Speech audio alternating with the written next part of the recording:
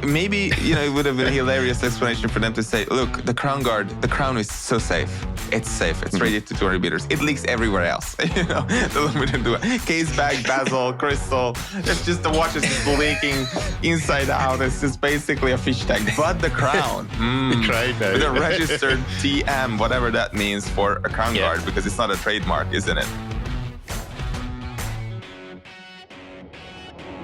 Greetings and welcome to this week's aBlogtoWatch Weekly. If you've been so stupid as not to tune into the live show at 7:30 on a Tuesday morning on the aBlogtoWatch Weekly Live channel, then you have already missed why Ripley has moved into a panic room with his microphone and the rookies from Formula One who didn't make it this weekend. There's some cabal going on there. There's a connection. We're not quite sure what it is, but you need to tune into the YouTube show to find out. We should actually just briefly touch on the standings, the scores and the doors, as we say in this country. I don't know if that phrase travels transatlantically or Eastern Europeanly, but the scores and the doors for F1, Richard Mille are on 27 points with McLaren.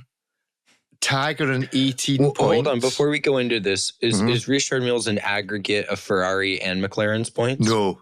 We just could be. The Richard Mille Ferrari is on 5 points. So Richard Mille McLaren. Why don't we have a watch constructors championship where where each watch manufacturer gets points, and we can also go by drivers. So I guess if one of them has a personal endorsement, we can go that way. But how can we have two different Richard Milles competing?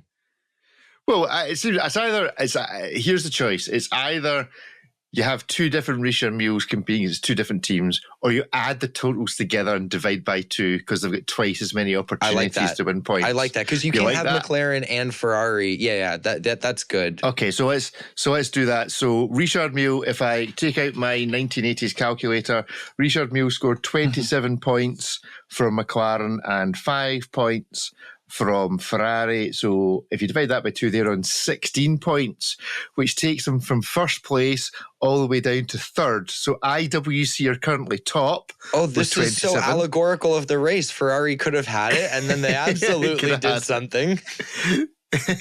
So IWC are top with 27. Tag are second on 18. Then with our complicated formula, Richard Mille are third on 16. Then Girard Perregaux on 8. And Williams and Sauber, who are looking for watch sponsors, actually Williams are on 10 points. So if you're a watch sponsor that wants to get in at the level, then Williams and Sauber are available. Everybody else is on 0. Oh, Bremont, look what you gave up. Yeah, I know. Just when they started that again, an allegory. Just when they started to become successful, they just went in a completely different direction. Terra Nova, like when the car catches fire on the ground. Yeah, was it a good race? I didn't watch it. Was it worthwhile, or was it just? It was raining, and like half those guys have never driven like an F1 car in a real race before. Yeah, it was kind of entertaining. You see, I always figure that's why, historically, disproportionately, Scotland has done well, because we get to experience, we have plenty of open roads where you can literally bomb it along if you really choose to, because there's nobody there. There's literally, that's why all these Top Gear programs, they'll film in a certain area of Scotland, because they know no one's interrupting them. But you can also have every different road condition within the space of about an hour. So you could have rain, you could have snow, you could have sunshine, you can have half wet track. You're not having sunshine. So we're not having sunshine. You don't need to worry about heat. You don't need to worry about things overheating in Scotland. That is certainly true.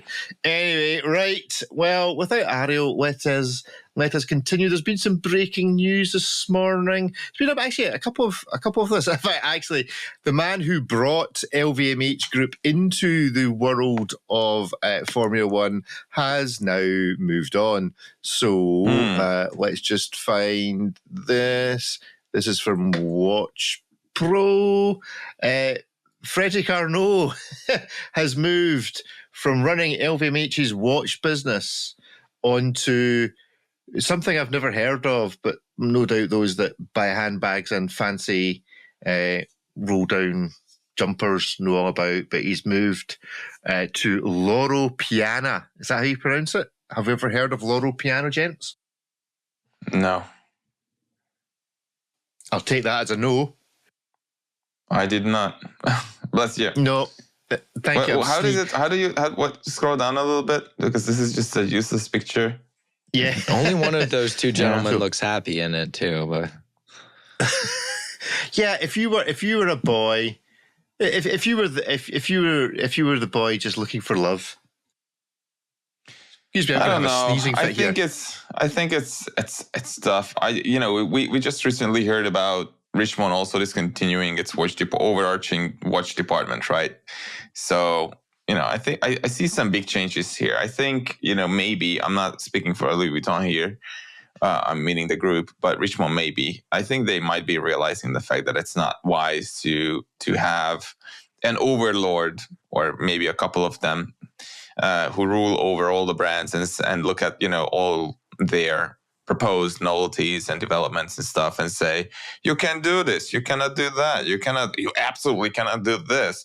What we've seen over the last 10 years or maybe more, but especially the last 7, 8, I don't know, probably that much, from Richmond, for example, is a lot of competing brands in the same price point, or roughly the same price point, producing a bunch of mediocre watches. And the sensation that I got and my impression was that, it was just Richmond telling all these brands, you cannot do this, because if you do this great watch, it's very, well designed, it's good proportions, it's a good movement, it's a good value proposition, then you cannibalize or you threaten the other big brand within the group. So you cannot do this. You can do a pilot watch for $5,000, because then what would this and that brand do? IWC do, right?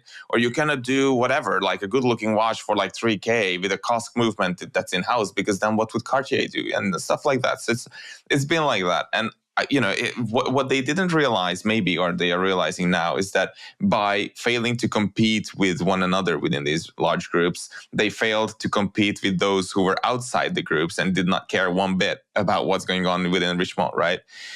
We've seen the rise of a bunch of amazing watches, amazing products at virtually every price point between $500 and $10,000. And these big groups have largely failed to remain competitive and rise with all the newcomers and all the few big brands who have managed to crack the code. That's my impression. So maybe that's why guys are moving away from these positions of power that used to rule over brands. Would you not be a bit annoyed if you're Frederic Arnault and you've just gone to Formula One, you've persuaded your dad to invest in it, and it's great, I could get to go to all these F1 events as the man that pours $100 million or whatever it is a year into F1, and now suddenly he's working for a company that has no involvement whatsoever with F1 and doesn't get to go to the to the races for free. He's no longer a member of the Paddock Club because he's just been moved to making really expensive. I think he's Polo still shirts. a member of the Paddock Club. I think yes, Rick. Probably the Arnauds will forever be. Don't think they've taken his path. It's not like an episode of Succession. He's had his rights removed. Because I also read this week, I think Miss Tweed is saying that the top man himself is now going to change the rules of LVMH Group so that he can be CEO till he's 85 or something like that. Like there's a rule within the constitution of the company that you have to retire at 80. And I think he's 79 or something. It's, the ages are irrelevant, but there is this kind of rumor going around that he's about to, in some sort of North Korean type way, extend his own tenure by changing it. A bit like what Putin did. He said he could just be president forever. So yeah, I don't think that the boys and girls elsewhere in the family are going to get a chance to take the reins any time soon by the sounds of it. But David, as you indicated, there's been some other movement elsewhere, and Jean-Marc Pontreau, is it, from Yes. Panerai, has announced on LinkedIn that he is leaving Panerai. Did has left. I think He's also gone. leaving Richmond, not just Panerai. Yeah, leave it. There you go. It's bittersweet, apparently. Any leaving quote that starts with quoting Confucius as your opening line, I think that tells a story in itself. You've become so reflecting on your future that Confucius says. I'm not. Did Confucius really say this? I would like to check the veracity of this statement. If you have a job that you love, you would not That have was to work one single. Confucius. Yeah, it doesn't sound like something Confucius was said, but I'm no Confucius expert. Confucius says me no expert, so maybe it was. But he's been there for 25 years. I'm more interested. It's a bittersweet moment as I say goodbye to 841 committed Panerai members. Now, as a Panerai That's a owner, specific number. Well, I mean, very specific no. number. It's not just committed Panerai members. It's also supportive trade partners, collaborative suppliers, loyal customers, inspiring Paneristi, enthusiast media communities from Switzerland, Italy, and all the countries where we operate. So that sounds to be a collective count for all of the previously mentioned demographics. Well, this is kind of what I was saying. Is he saying that there's only 841 Panerai owners in the world? In which case, I feel blessed. Or is he saying there's 841 people that work for Panerai? In which case I'm saying, what the blazes are 841 people doing working for Panerai? They produce watch it. David, have you got that report from the other day that indicates just how many watches each brand produces? It takes that many people to suppress design, Rick. It really takes. It's like Squid Game. There's 41 watchmakers and 800 people waiting to beat them down with bats if they dare come up with an original idea. So, Panerai, let's see. Well, so it says loyal customers. They might have a lot of customers, maybe few loyal. Not very loyal. I don't think they made the top 50 brand list. They didn't even make the top 50 brand. I don't think they did. So, how many watches do you think Panerai make? Hold on. 5,000? 10,000? They made 12 last year. 12 watches. Yeah. No, just kidding. They could have. From all we know. And what is the difference in how many watches they made and how many watches they sold? Because I think that's the key number that someone really needs to do the research. So you and I could make all the watches in the world, but we couldn't sell any of them. So this is true. This is true. They were not on the top 50. So, yeah. So it's possible MBNF is... Oris is, Dior is. Okay, that's a different thing. So how many watches did Oris sell or make last year according to the list? 40,000. So for Oris to be there... That's a far cry from Panerai, let's be honest. Yeah. 841 people work for Panerai. It's not... You're misunderstanding. I don't think that's within... That's with all the suppliers and everyone else. Don't get hung up on that number. No, it's a random number. Well, it's either, but that's what I'm saying. It's either, well, okay, yes, it is a random number, but he's either saying 841 committed Panerai members, e.g., people that work for Panerai, or he's saying 841 is the total number of Panerai members, supportive partners, collaborative partners, loyal customers, inspiring Paneristas. Yes, that's it. That is exactly it. Exactly. Okay. Inspiring Paneristi. Who is inspiring? You buy a Panerai, you are a Paneristi, and then you go kill some exotic animal and turn it into a strap. That is how you... There's no inspiring Paneristi. That is zero. Loyal customers, that's subjective. So I think this 841 probably speaks to the Panerai team. Their trade partners, collaborative suppliers, in the Richemont group. And then I think these other ones and enthusiast media communities, I don't know, have they been very kind to us, recently? I don't. Do you think that What's His Chops is considered on this list, who we've had on the show, and who I have immediately forgotten what his handle is on Instagram? The man that debunks all the Panerai rumors. Do you think he counts as a big minus? What's his handle again on Instagram? It's Periscope. Periscope, of course. How could I forget Periscope? Do you think he's on that? Do you think he's having a party this morning? We should really have got him on. Do you think Periscope is enjoying this? I like the idea that 841 committed Panerai members is so many folk that work for Panerai, so many trade partners, and then everybody else is a zero. Loyal customers, zero. Inspiring Paneristas, zero. Enthusiast media communities, zero. And it's there's certainly some of those, don't worry. Right, so, and as part of this, the group is also reorganizing. So Richemont is apparently they have got rid of... It's a bit like Ford back in the day when they had their... What did they call it? When they owned Jaguar and Land Rover, Ford Luxury... there was like an overarching brand that Ford had when they bought all of these previous companies. But Richemont had an overall watch division, which was run by a chap called Emmanuel Perrin. I don't know much about him, but he's now the guy running Panerai, apparently. So, yeah, he's gone from effectively in charge of all the watch brands at Richemont to Do you mean General Motors? Panerai. No, it was called... Oh, we need to Google it now. This is disappointing. Ford brand name when they owned Jaguar. So he went from Premier Automotive. It was called Premier Automotive Group. Maybe that was just in this country. When they owned like Volvo and did they own Volvo? Yeah, they owned Volvo, Jaguar, Land Rover, Bentley. Did they own Bentley before they sold it to? All right, we're going off track. Anyway, off track. So the gentleman who's now going to be at the helm of Panerai went from being able to have a say over many, many different types of watches and is now going to be at a brand who arguably has the most concise... Yeah, no, it's 2 watches, Rick. You have with or without a crown protector bridge, Radiomir or Luminor. Yeah. So it's what a remarkable difference. It's sort of like... I think it'll be a healthy shift. I mean, as much as I joke about Panerai, I'm a big fan of the brand. I want a Luminor. I just... not at the price they're currently charging, but... Yep. I mean, if you're only going to have one watch, I recommend it because it takes you that long to afford it for what it is. So as a one-watch collection, Panerai. Well, you need 2 because when you send it in for service, you're going to need something. Give it away for 6 months. Yeah. Okay. That's good. Let's visit the Panerai website and see the legacy of there's a charge. I like that idea. Panerai. So let's see what happens.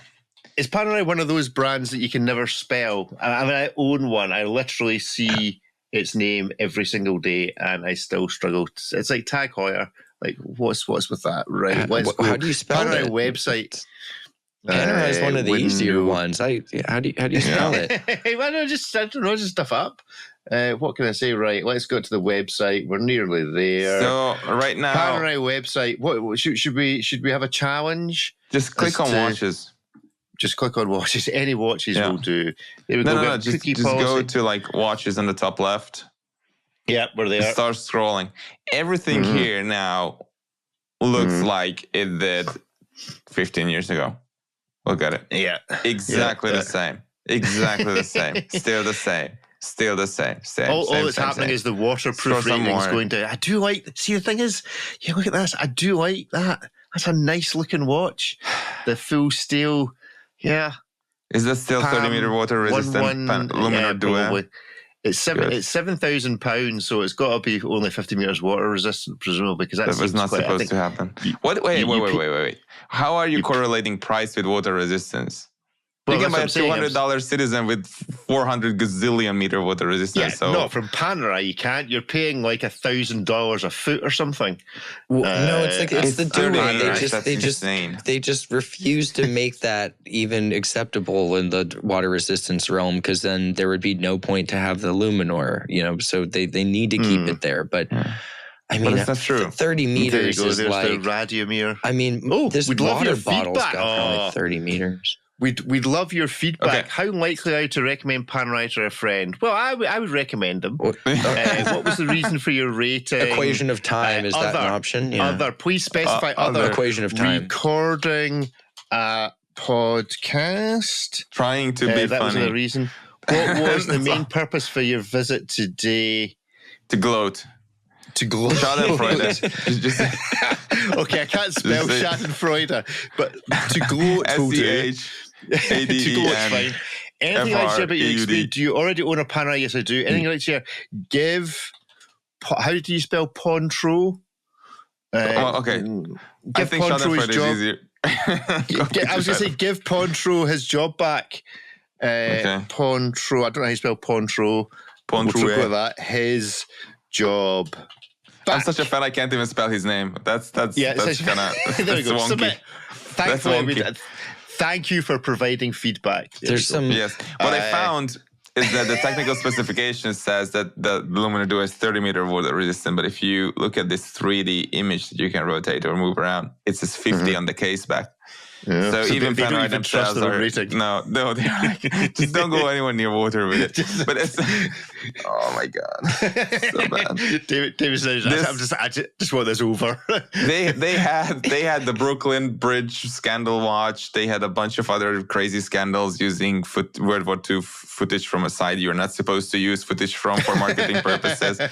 You know, even Volkswagen knows this, Porsche knows this, Hugo Boss knows this, but Panerai, well, whatever. So yeah, there were all of these mistakes, but I think Luminar Duo is by far the biggest just like disgrace in terms of like what Panerai is or was, and this is basically the materialization of them abandoning everything that's ever been sacred to Panaristi. A slim watch that looks exactly the same that every other watch, but with the stupid crown guard, but with no wood. How can you put this? Would be Porsche designing a 911 without an engine in the rear, fully electric, front-wheel drive. And then they would be like, oh, well, but it looks like a 911. People would be like, yeah, but the whole point was that the engine is in the back. It's kind of like the crown protectors, like those, like the big hood scoops that are stick-on that you get at like the auto parts store, where it's clearly not doing a thing for water resist. How do you only exactly get 30 meters with this? Like, if you just go pick up a random Seiko dress watch, like choose the Presage of your choice, it has like 100 meters, totally fair. Yeah. What have you done to only get 30 with this? Like, what are... I think we may have broken their website. There must be two people on us and somebody else because the website stopped working. Either that or this Luminar Marina's made of that stuff that Moser make their watches out of, where you can't. Oh, here it comes! It's eventually loading. Wouldn't it be hilarious if they made a watch without lume and the night view would be just a dark picture? It's just like, this is what you will see in the dark, nothing. And I think Ripley. There is a slider. Look at this. We can switch on the lume on the. Oh, it does. It does actually get dark. Yeah. There you go. Yeah, you see. Yeah, so I think it's maybe it would have been a hilarious explanation for them to say, look, the crown is so safe. It's safe. It's rated to 200 meters. It leaks everywhere else. The Luminar Duo. Case bag, bezel, crystal. It's just the watch is just leaking inside out. It's just basically a fish tank. But the crown. The registered TM, whatever that means for a crown guard, because it's not a trademark, isn't it? It's a design. So it's either patented. Or why would you put registered trade? I'm sure there's a bunch of Panaristi forum posts about this, so I'm, which I'm totally oblivious to. But I'm sure this has been extensively discussed in 2004 when Panerai was at its peak, when people wanted to understand the marketing machine. But now nobody cares anymore. Okay, there's a job going at Panerai. Let's assume that the guy's just been given it's really not his cup of tea. I have to say, from the pictures of him suited and booted, he doesn't exactly inspire Panerai. I think he looks more like a GLC man than a Panerai guy. But how would you go about rescuing a brand like Panerai? What would you do? You've got the job, David. What's your first move? I think just no bonus. No, I just want a hefty monthly payment. It should not be like performance-driven bonuses, because I cannot make any promises. I'm signing a contract that's not got any performance bonuses. No performance bonuses. No. It's $1 million billion every month with a laptop and a phone. All right, so it's or whatever. Or just one. What I would do is ask the question, do I go back? Do I look back or do I look forward? If I look back, I would just bulldoze the whole brand and just bring out literally 2 watches, a base Luminar and the Radiomir, and I would just make that watch for the rest of eternity, do a Rolex on it, and 5 years later maybe change one thing. And I would be like, okay, this is it. We are now the water resistance from 30 meters to whatever you want meters. Exactly. Well, whatever you want to do, it would be just 2 watches, and we would be like, okay, this is authentic Panerai. I would ask Periscope to give his blessing and everything else. It would be baptized by Periscope. 2 watches by Panerai that are actually decent watches. Or I would pull a Bell & Ross on it, Because if you look at what they've done, they Panerai producing square watches. Is that what you mean? Well, they're close. I mean, it's a cushion case. I mean, we're almost there. Just squish it a little bit. You know. But what I did, I was just reviewing this Bell & Ross Astro the other day, and that was kind of cool, or Astro, and what they did is they ended up creating all these funky, cool designs with the navigator design or the full loom or whatever. So you can get really playful with Bell & Ross. And Bell & Ross was, in a way, very much a Panerai equivalent, in the sense that everybody recognized the Bell & Ross design. Everyone had the same freaking BR03, again, 20 years ago, like Panerai did. And then it snowballed from there. And where Panerai failed, and I think Bell & Ross succeeded, was that Bell & Ross could progress into a state in which they can get away with not taking themselves too seriously. Panerai really tried to historically and all kinds of other ways, in fabricated ways sometimes, as justify their modern designs and whatever they are doing today. Whereas Bell & Ross looks at it and it says, like, well, it looks like a wonky gauge from a plane, but of course it's useless, but isn't it cool? And then you're like, well, I guess it's cool. And it's not 12,000, it's 4, like the Astro is like 4,400 or something like that. And it's a very well-made watch. It's a beautifully made watch, really cool concept, even if it didn't have the Bell & Ross design, which I actually like, but whatever. It would still be a cool watch for $4,000. So they managed to step beyond the shadow of themselves and what they used to be, and just be a more playful one. So I would either take Panerai in a playful, way, or dress it up like that, or I would take it back to its roots and just leave it at that. That's what I would do. In the chat, in view images saying the inside of it looks like a 20-year-old unfinished Seiko. Ripley, what direction would you take Panerai in? Square? Maybe square. I think David kind of has it spot on. I would sort of combine the two ideas. Like, the purists want the purists. And so I would basically distill everything that they have down into some very concise iterations of it, and, make the standard, like, two-handed Luminor an approachable model. I would stop with these super high-end, ridiculous pieces with such frequency. Have a couple of them here and there as a halo piece, but it's similar to Bell & Ross. They have a very distinct case silhouette, a very kind of narrow design language, but they just don't iterate upon it in the same way that Bell & Ross does. And so I would take that page out of Bell & Ross's book, make more playful, lighthearted designs. Don't take ourselves too seriously, because if Panerai goes super serious, we go back to a very unglamorous part of World War II for them, and that's like not the story you want to be preaching. So, have it, start creating a new narrative that doesn't get you back into that problematic situation, and give you new messages to spout. Use the same iconic design of the Luminor. Maybe you could repurpose the crown guard bridge for some other purpose. But the quote unquote innovation or whimsy isn't like, I don't want a little electroluminescent light. I want something like what Bell & Ross is doing, where it's a little planetarium display thing, or some crazy colors, or a very, left field art concept piece at $4,000 or $5,000. And I think that's the big thing. A lot of people are willing to overlook certain shortcomings when it's a mid 4-figure piece. But once you're talking like a 5-figure piece or a deep 5-figure piece, it's a categorically different purchase, and people have other expectations.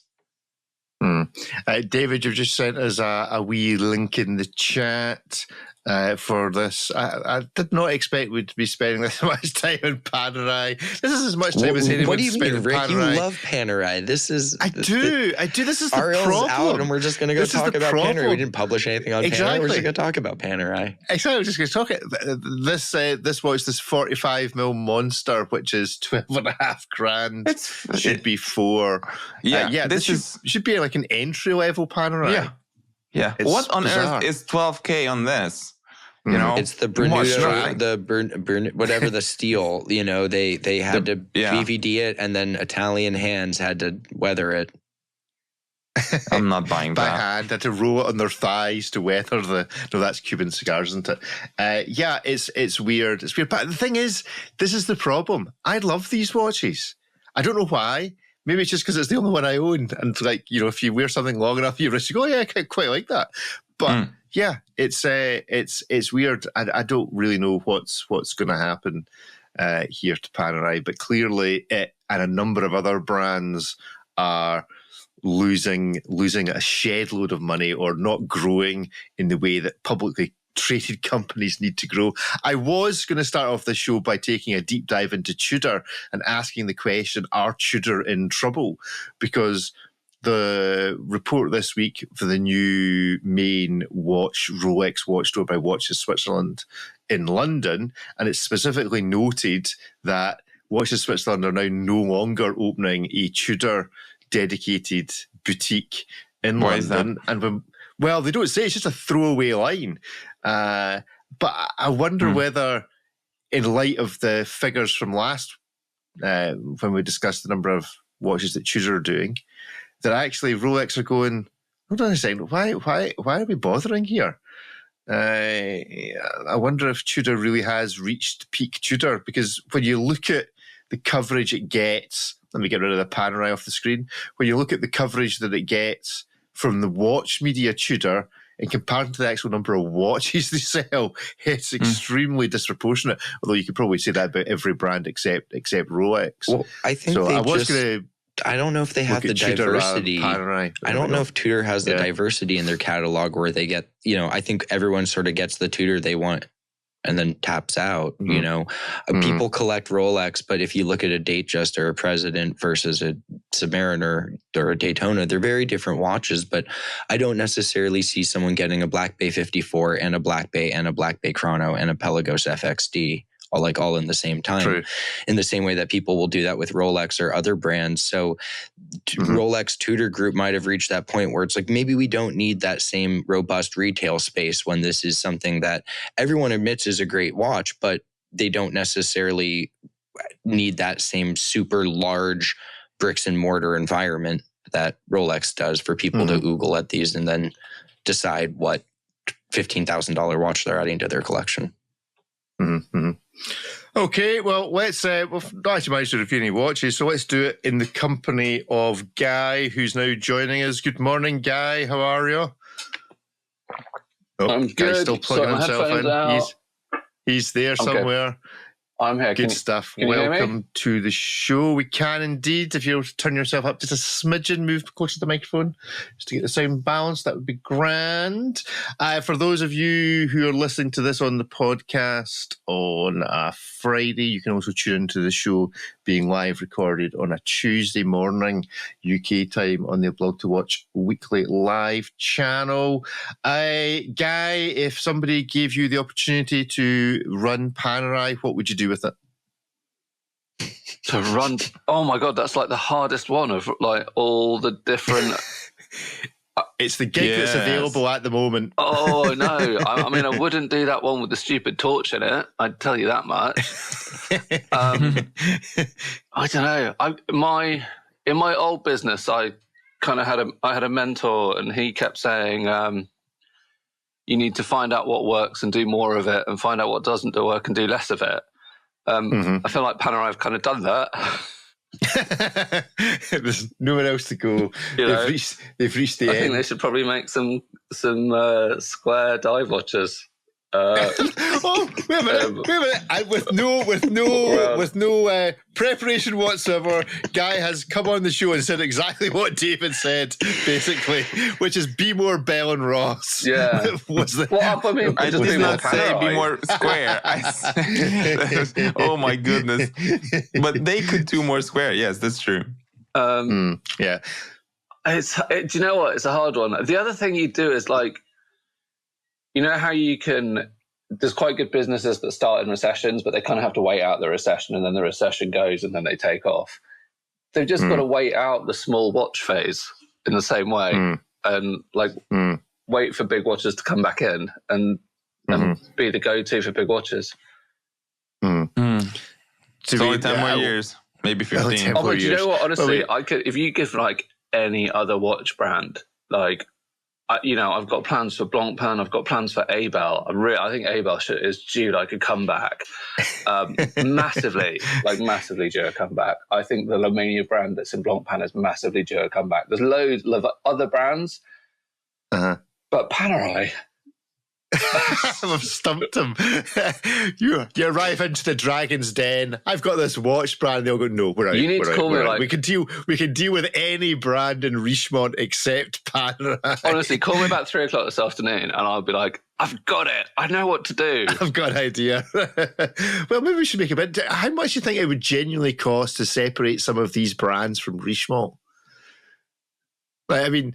That's how many watch brands, if they were accounted for on a standalone basis, actually make any money? Cartier and the rest lose money? I don't know. You'd have to. I mean, you could do it quite easily. I was listening to your guys' podcast from a few weeks ago, and David had the figures. But if you base them on like 2-3 times turnover, would be to get it out there. But you then have to work out what your supply was and everything else, which is where it gets really hard.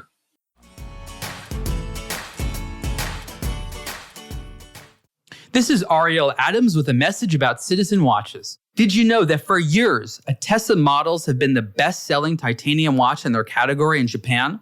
Citizen debuted their very first titanium case in 1970 and has spent 55 years perfecting the high-performance material for watchmaking. Since 1987, the Atessa family of timepieces has been where Citizen has showcased their latest and greatest technology. This includes the masterfully durable and lightweight super titanium case and bracelet material, as well as miniaturized communication technology that has allowed its light-powered eco-drive hardware to communicate with atomic clock radio waves or global positioning satellite signals. Atessa was born in the high-paced commuter metropolis of Tokyo, where being on time is just as important as being stylish. Atessa is a mature companion for booking a bullet train to enjoying omakase cuisine with friends, and is always fully made in Japan. The latest 2025 Citizen Atessa EcoDrive satellite wave GPS watches introduce ceramic bezels and a brand new case and bracelet shape. When Citizen merges its greatest inventions with thoughtful design and beauty, the result is Atessa. Explore the full range on the Citizen Watch website now.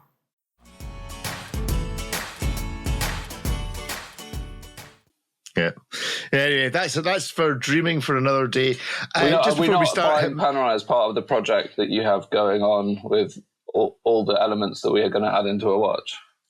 Yeah, well, I mean, I think By Panerai is obviously top of the list because it already comes with the equation of time, which is super important to and the Crown Guard bridge, basically, and the Crown Guard. It's already part of the way there. It's already halfway there. Right, before we start, I would just like to go over a couple of comments from YouTube from last week. Can I point out to the dear gentleman, DP185-H3X? He must be the same guy that names Omega watches with a name like that. He loves the show, which is great, but he requested the gentleman with the accent, brackets Scottish, that would be me, I assume. I mean, it's a guess, didn't use my name, but I'm assuming it's me he was talking about. It must change the dirty grey earphone pads on his headset. This is the colour they're meant to be. It's not because they're minging or have had them in the mud. They are actually grey. So there you go. I just thought it was worth pointing out. This is not a flaw in the design. They are actually mucky grey colour. So I do, but it's the same colour as, if I lean over this way, Ripley, and you lean over the other way, is my ears same colour as your, if you just lean that way, the same colour as your shirt, does that work? Yeah, right. Funny you bring up my shirt. This sweatshirt, the aBlogtoWatch Casio screen. It is a lighter and more measured shade of gray than Rick's headphones, so it does not look dingy at all. I look very clean over here. No one will ever say that your sweatshirt is mucky, ever. No, instead they'll be impressed by the luminous screen on it.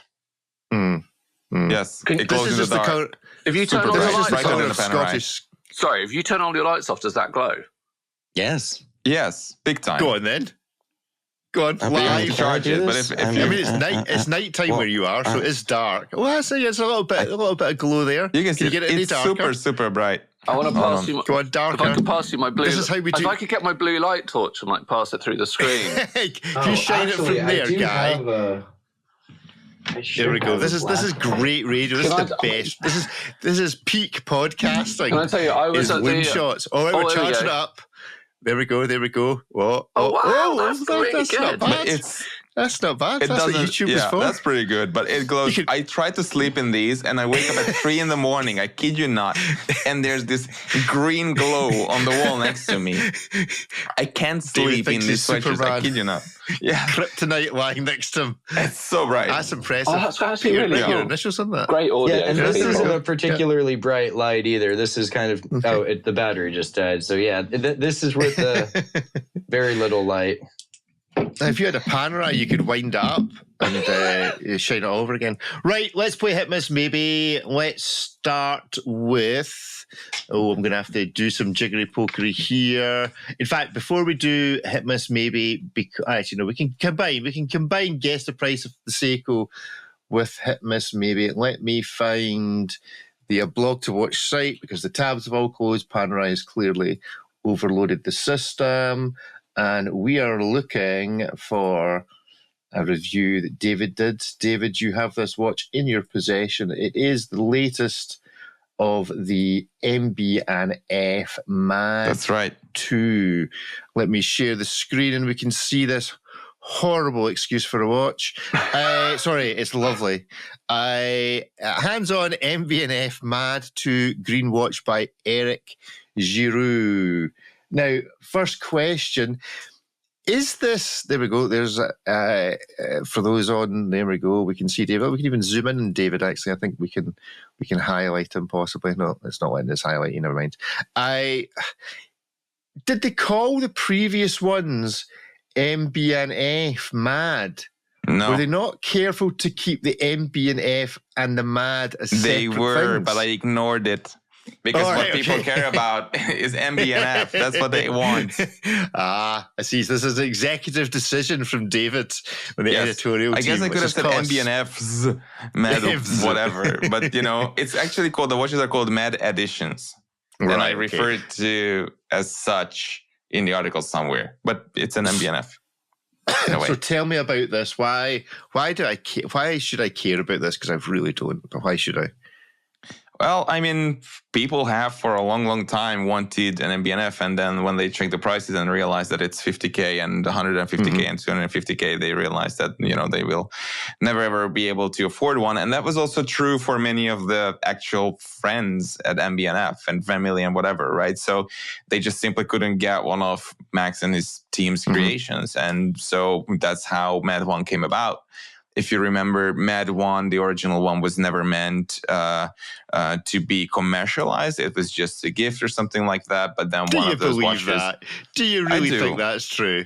I don't think MB&F was scaled up at the time for something like this. This is a whole different kind of headache. If you have a company that's been tooled and set up to create, such high-end creations as the ALMs and the HMs, the legacy machines and the horological machines, it's a different thing. It's like asking Baltic to create an horological machine for, it's a completely different ballgame. It's if you set up one way, then you can't really do it the other way. So I don't think they were asking for this too much, but it's worked out great.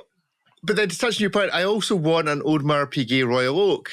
But I just go and buy a Tissot PRX instead. I don't go, I'll have the really, really, really junior version. The kind of, here's the, we've just put our name on it, but we really just got it made in a factory and goodness knows where. But that's because you don't have the option. I think you would do that if AP were to offer it Look to you. Look at the Moon Swatch. People rushed out and bought the, and that's like a $5,000 or I guess like an $8,000 watch now. They were happy to buy the $300 version of it. So I think this is, when it comes from the same brand, it's not so much the imitation as it is kind of the more budget friendly alternative. But really, if this didn't have M.A.D. 2 or MB&F associations with it, would anybody care about this watch? Would it not just look like a Kickstarter? Would you say the same thing about the Daytona, though? Like, you'd just be like, it's another black and white chronograph. It's a decent watch, But it would be, but it would be, if the Daytona didn't have Rolex on it, it would still be a watch that has heritage from whenever back in the day I just don't get That's- it. but that's You not can't true. always There's apply so- heritage to new watches. You know, it's not like, oh, this is new. It sucks. It's not 50 years old. You Listen, know? I know you lot have all taken the MB and F Kool-Aid, so it's fine. I'm okay to okay to be in. I just don't understand why anyone would pay. What is it, $2-3 grand for this watch? But I don't Yeah. think that's And expensive for this watch. I mean, You know, I just think so much of that money is in the name, is in the branding. Whereas if it was nothing to do with them and it was just a bunch of folk that decided to go, find the spurious parts and assemble it, it could be 5 or 6. I think the markup on this must surely be one of the highest marked up watches. I think there's that's out there quite, just but now. also you've got quite a lot of R&D time to. I mean, not a huge amount. But you've got some R&D time to kind of develop Make things movement, spin. change it, make things spin. Yeah, make that spinning is hard. Spinning is difficult. And also the one It's was true. really cool, but Uh-huh. I know they made the slimmer one, the S. Yeah. But it was really cool. Not great for telling the time and not great for actually wearing. No one's ever thought that a key component of a wristwatch should be its ability to tell the time, so that's okay. But it was also like you would knock it on a door every time you walked through a door. Oh yeah. Yeah. This is much more wearable. Mm-hmm. Yeah, I think what worked out here, I agree with you that it's not as bonkers looking or as bespoke or as cool as some of the others. It's a little bit more restrained. It's very Eric Giraud in that sense. I think, to be brutally honest, I've personally not been that big of a fan of his designs because I think it could be a little bit more exciting. It's true. But it's also cool if you look at the inspiration for the 90s club scenes and whatever else. I thought, looking at the explanation and then looking at the finished product, I think we sort of somehow lost that intuition to look into something and realize and ask why is it the way it is, because everything is so intuitive now that you look at it and if I don't understand it at the first sight, then it's stupid.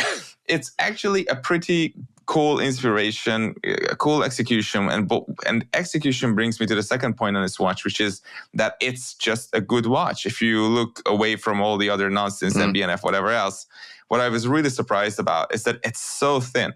It's really cool that finally it's like that. Of course, it has like this little bubbly case back, but it's a very wearable watch, decently legible, cool looking watch. It's something you could get away with wearing every single day. So the execution actually is quite decent. It's quite expensive for what it is. It's true, given the rise of micro brands and their cool designs that we've been seeing the last few years. But still, I think it's A-okay. I would be interested to see somebody Photoshop this and remove the see-through ring at the outside to just see how small that movement actually is on the watch. But it's the same movement in every watch. It's a 25 millimeter basic repair. It's an ETA 2892 equivalent or something like that. But I think they've done a good trick in the design in making the outside ring effectively see-through so that it doesn't make you think you're looking at like a cross-eyed watch where the dials are too close to each other in the middle. So it does well from that point of view. Right, let's give it a vote. So on the count of 3, if anyone can find... I've still only got my miss, so I do apologise to anyone that I would wish to give a hit to. But on the count of 3, is it a hit, a miss, or a maybe? 1, 2, 3, go. Miss, hit, maybe. Very quickly, Guy, we've already talked a lot about it. Why is it a hit? I have to give it a hit because if I didn't own my own brand, I would buy it and I would wear it. And I think that you can't sit here. We do sit here week after week and complain that like there's not enough creativity in the watch world and people aren't doing things different. And then people come out and are creative and do things different and it looks cool and it's wearable and you can tell the time on it. And I think if you look at like the other, like you call them Kickstarter brands and hype brands, like I think it's way, way considerably more creative and considerably arguably better looking than some of the, I'm not naming them, but much more hyped brands out there. Name them. Come on, name them. Because what I've learned about the watch world, I was at the watch show last week. Everyone's very friendly and very nice, and everyone gets on. And I'm not breaking that because people have been very nice to me. That's why I don't get invited to things. But I think it's, it's okay. It's not for everyone. It could look a bit buzz-eyed. I have a feeling all the pictures are set at whatever time that is. So you don't know, do you? Yeah, you've just said this is really legible. You have no idea what time that is. But I actually don't know. Do the eyes move or do the circles move? I assume the circles move. The rings move. The rings move. Yeah. I genuinely think it looks cool. It looks different, and I think it's more creative than a lot of other hype brands out there. And I actually think it's quite a good price for a kind of, I don't know what it's limited to, but for a collectible MB&F that you can wear every day, there's lots in that price range that I, in terms of watches at that price range that I'd want to buy, it's probably in the top 5 or 10% of those watches. Okay, doc. Cool, David.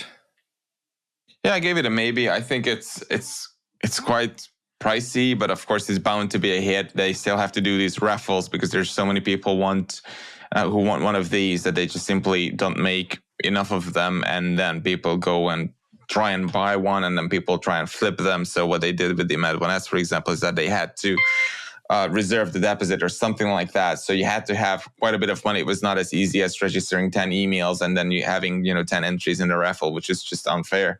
And a lot of flippers did that. So maybe they're still doing that for this one. I think it's bound to be a success. I like the fact that it's a good watch, even if you put the wonky design and the inspiration and whatever else aside. It's a legible, comfortably wearable watch that's high quality inside and out. Cool. Ripley? I said maybe. There's a lot I like about it. I like the theme. I kind of like the DJ turntable inspiration. You can kind of see it there, not just the discs, but even the kind of the luminous dots on the front back. I don't know, whatever. The part of the rotor that views through the opening in the side kind of mirrors the dots on the side of a Technics 1200 turntable. I think it's kind of cool. It's definitely more wearable than any of the other M.A.D editions. The only reason I'm saying it's a maybe is it's just a little, I kind of want more bonkers. If I wanted a really sensible piece, there's ample options available.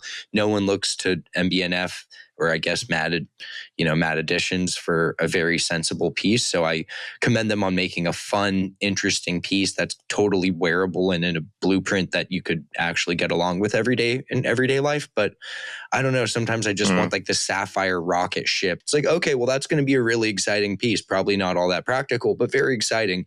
And this is sort of the opposite end, far less exciting, but far more practical. But I'm with Guy. I don't think this is a bad price at all for what it is, all things considered. This seems to be, there's a bit more engineering, if you will, going on than the M.A.D 1, which was sort of just inverted with a display. It's quite thin. You still get a fun spinny rotor. Obviously, the discs don't take up much room, but I think it's a decent effort. I'm curious about the 90s design language of nightclub and turntable, and ask myself the question: which of these two gentlemen is more likely to have been found in a nightclub in the 1990s? It's the man really who makes sapphire they both were. wrist-mounted. Yeah, They both were. They both grew up in Lausanne, so it's about the Lausanne club scene of the 90s, apparently. Okay. I gotta say, okay, I didn't. cool.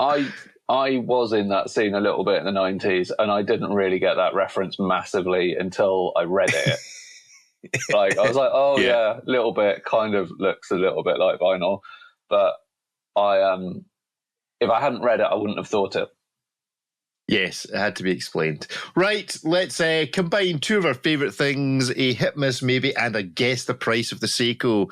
So this week we have, as reviewed by Ripley, so you're excluded from this game unless we have managed to do the Men in Black memory wipe from you, the new release of King's Seiko Vanak watches. Ripley, tell us a little bit about the who's it, what's it thingamajig of King Seiko Vanak. What's this all about? So the Vanak series was created in the early 70s originally for King Seiko, and it introduced a much more kind of angular silhouette, bright colors. There's multiple different models. It wasn't one specific model, and notably faceted like mineral glass crystals, which are notably absent on this latest version. So King Seiko's dipped back into the archives, revived the Vanak name. As mentioned, they just have standard box shaped sapphire crystals, no crazy faceted crystals that you can see here in the vintage image of them. But they kind of play on the similar cues, very of the era styling, angular profile, kind of bright. As one of the 8L movements in it, so there is that. It is one of the higher end 4 hertz 72-hour power reserves, stainless steel bracelet, and all of the dial colors are inspired by the Tokyo Horizon, which is the birthplace of King Seiko watches. You've got the purple and gold one, which is I want to say is this Twilight, I believe. You got the dark blue one, which is Midnight. You have the silver dial with the gold accents, which is Sunrise. And it being Seiko, you also have some limited editions. Now, the brown and gold one is an alternate version of Sunrise. I guess it's the golden Sunrise. And then you get an ice blue one, which is a boutique exclusive, not a limited edition, but that's inspired by the clear skies of Tokyo on a bright and sunny day. So 8L movement, stainless steel, King Seiko, and they're all priced the same regardless of color and limited edition or special edition status. Does Vanak stand for something? I'm sure it does. It was not conveyed in the press release, and I could not dig down further.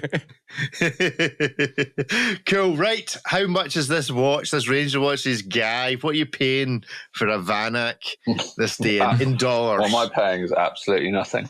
Sorry, that's giving away my little... God knows. It's either...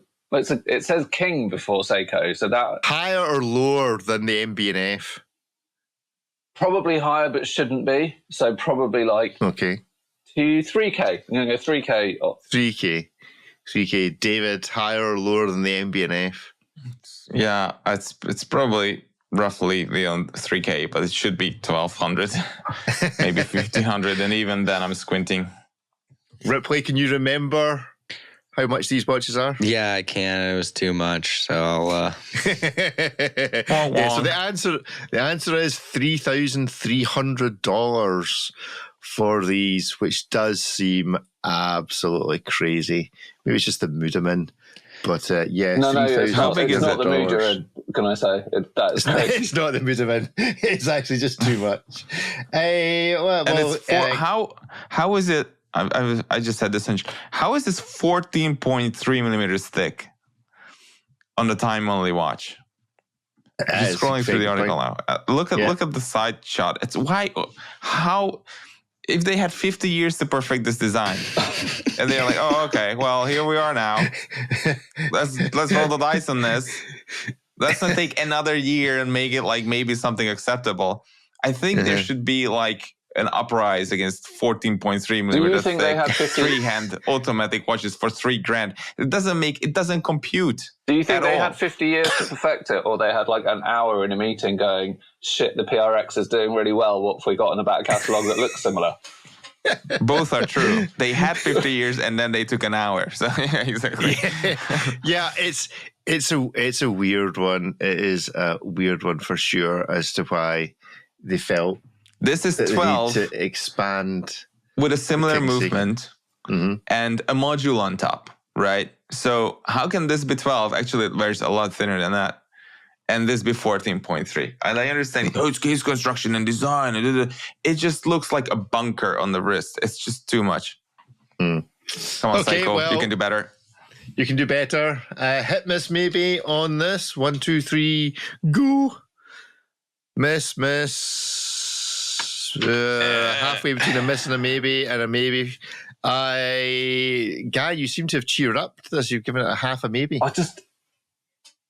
Do you know what they should have done? Okay, if I could take over this company now, take the King off, use the movements from like the 5 series, make it like 500 quid, and then you can compete with the PRX, and then it would like make a lot more sense, and it would be that thick. The King Seiko font on the dial is like, it just takes up too much room. Like that King Seiko automatic 3 days, if it got rid of that, put automatic at the bottom, it would make it look a lot nicer.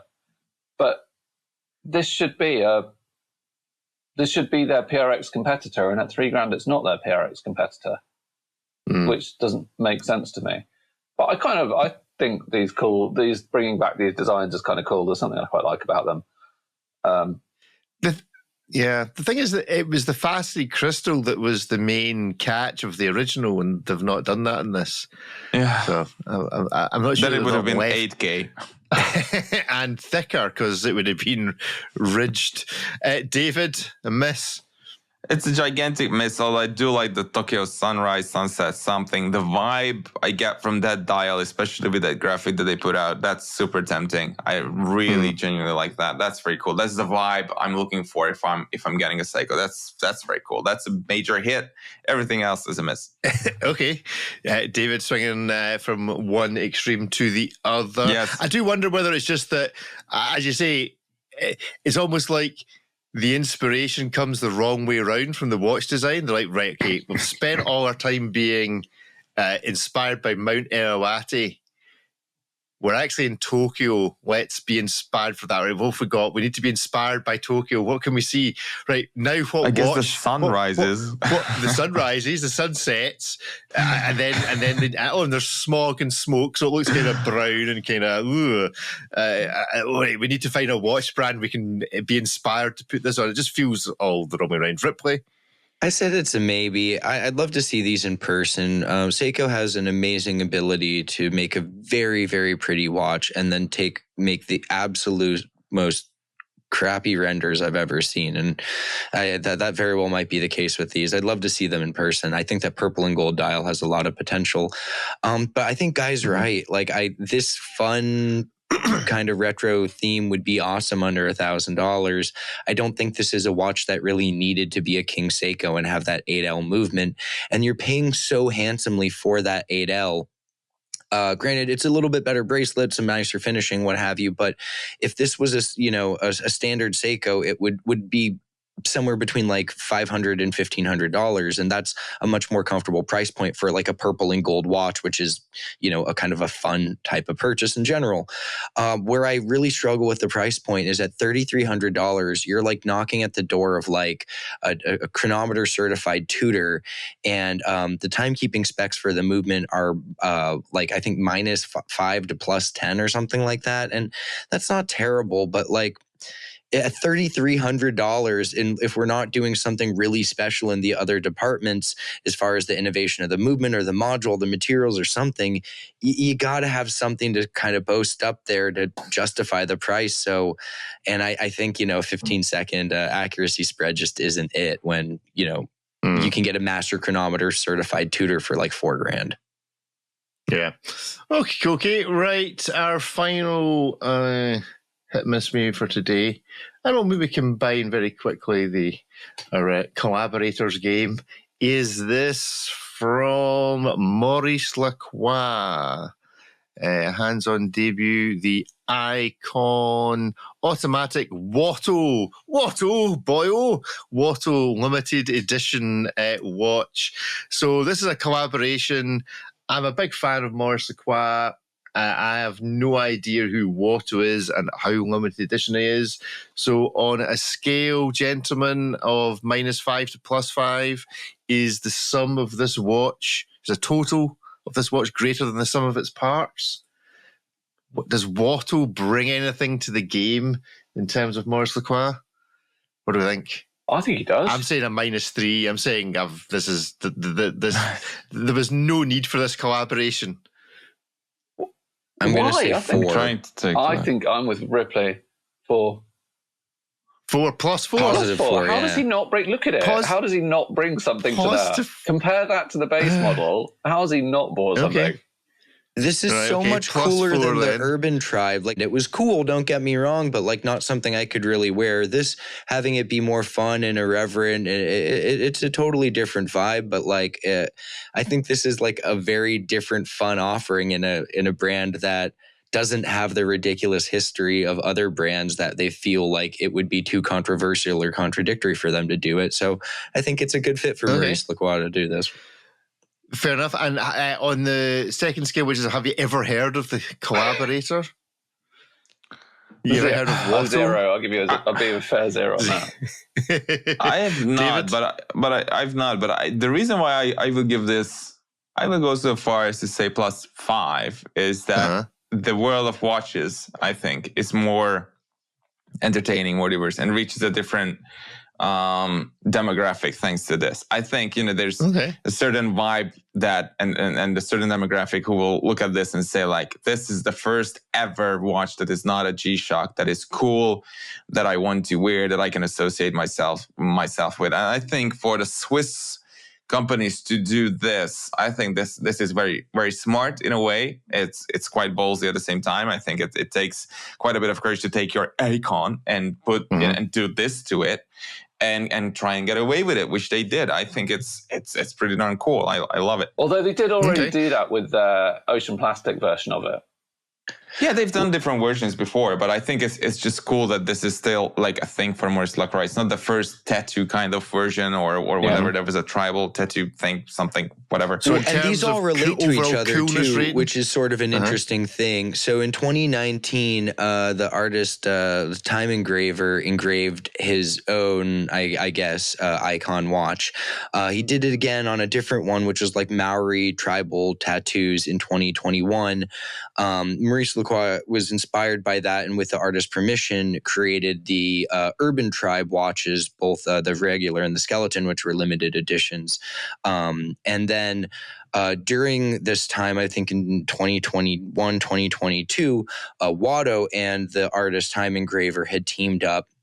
Wotto made some drawings, Time Engraver engraved them on a watch, and so there was a piece unique of a Wotto designed icon out there that these two artists had made. And it was that ultimately led to the genesis of turning it up to 11 with, a crazy dial and making this production version. So I think this is definitely in the positive realm of our really convoluted -5 to +5 spectrum. Does anyone think so overall coolness, then we're saying it's like a +4 or something, so it's scoring. The only thing, does anyone think they missed a trick? If I feel like if Second did this, like that big bone and the lightning strike would be the hands, and like the hands would be illustrated, and that could be cooler. I mean, far be it for me to be judgmental, being a reviewer and everything, but this guy does not look like he produced that design. No, he looks like they got the CEO out and dressed him up in a baseball cap and a t-shirt. Exactly. This is like, when Banksy is kidded on to be some granny from Bristol. No, Banksy's Neil Buchanan from Art Attack. We did go to the event and we watched him make some of this art UK live. Reference for you. He's definitely the dude. Maurice Lacroix had an event. We watched him put it to life. He's the nicest guy. Was willing to sit through all of our questions and not the person you would expect to make some crazy wild art, but it's kind of this wild flow of consciousness that is under a very humble dude. Okay, cool. Well, let's give it a vote then. Is it a hit, a miss, or a maybe? 1, 2, 3, go. I'm going to give it a hit. I'm going to remove my miss thing. So yeah, it's a hit all round. Because actually I do quite like it. I don't necessarily understand it. I wouldn't necessarily buy it. But it is cool. Guy, would you ask Mr. Wotto to design a watch for you? Probably would, actually. Quite like what he does. Yeah.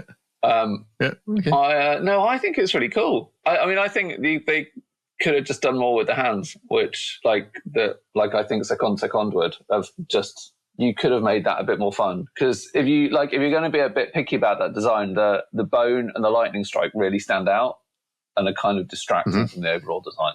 But I just think it's quite a cool thing to do. And like David said, like taking one, their iconic watch and messing with it is brave. And I think, we should applaud bravery. I don't like, as a little thing, I don't like logos printed on the glass, but I don't know where else they do it. But I think I have to get over that. But it's just a little bugbear. I hate logos printed on glass. We'll permit. Fair enough. David, a hit from you? Yeah, hit for all the aforementioned reasons. Yeah. Yeah, cool. And Ripley, final thoughts on this after you gave it a hit? Yeah, it's a hit. I mean, I think this was a really fun piece. I've seen the Urban Tribe ones, and it's cool to look at the engravings, but they much more form a collective motif. Each part of each link is like its own little micro canvas, and it's a lot of fun to just kind of pour over it and look at it, and it's like these bizarre cartoon hieroglyphs. It's a cool piece, and the price premium of this versus like a standard three-handed steel icon really is reasonable. You can't, if you don't like it, you don't like fun. So I mean, it's just a cool piece. $3,300, so around about in keeping with the same King price as Seiko the Seiko. and I suppose the MB&F. And you would take this over the Seiko every single day. Yeah, and you'd take over the MB&F, to be fair, would you not? I think I don't know. It's close. Well, I mean, there's only really one question to be asked, which is, and this gets all our games in one place, which is, if it was a case of you had to have this watch, wear it forever, and it was your one watch. I'm looking for the. This is a diamond. much better daily wear watch than the MB&F, but I don't. Oh, really you can think service this much more easily. It's a standard like ETA style design in there. Yeah, anyone can keep this running for you. I'm not sure how you fix the fidget spinner rotor when you need rehabilitation on that component. Okay, but if you could keep the money that you had to spend on all the other watches, but the watch you had to wear was this, which is clearly the best value watch ever produced, the Casio A159 with the little diamond on it. Well, it's not even fair. There's diamonds on this one, Rick. Scroll down for a picture of the Loom shirt. That's why it's in this link. Oh, is that the Loom shirt? Oh, there we go. Yes, there's the Loom shirt from discussing. All right, okay. There we are. Right. Got you. Well, look at how we've joined. It's like a good comedy show. We've joined it all together. T-shirt lights up better than the watch does. Exponentially better than the watch. Okay, it really does. We will throw in the T-shirt, so you can either have any one of the three watches from Hit Miss Maybe, and that's it. That's your one watch collection, or you get the T-shirt, the diamond Casio, and the cash. What are you choosing? Well, I already chose. I already have the T-shirt, the Casio, and the cash. So I'm living it up now. Yeah, living the dream. I'm living the dream. I will continue doing that and not buy that Maurice Lacroix. That's my life right now. Living the dream, not buying Maurice Lacroix. That's our show title for today. I quite like that, really. It's cool. I'd go Maurice Lacroix, but I don't really like that Casio. But if it was the other Casio that comes in like bright blue and bright orange, that might be closer, but I like that Maurice Lacroix. Ripley, you choosing one of our Hit Miss Maybes or the cash and the Casio? Well, considering I already have the shirt, that removes the most important thing from the equation for me. So I think, I would actually, as much as I love Casio, I would take the Wotto collaboration. I think would be $3,200 difference or whatever it is. But yeah, I think it's just a really cool piece. And in the same way that, you're going to see these M.A.D editions out on people's wrists, it'll be just like the other one. There'll be that period where it's kind of novel, but then you'll see them out and around.